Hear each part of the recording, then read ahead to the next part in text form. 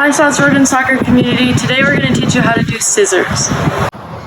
A scissor is a really great skill that you can use to beat defenders one-on-one in a game. To do a scissor, you put your foot on the inside of the ball and go outside.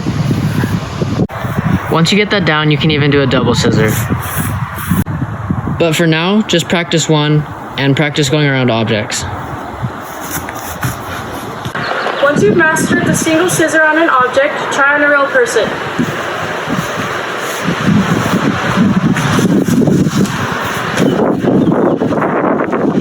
Once you get the single one down, now go to a double.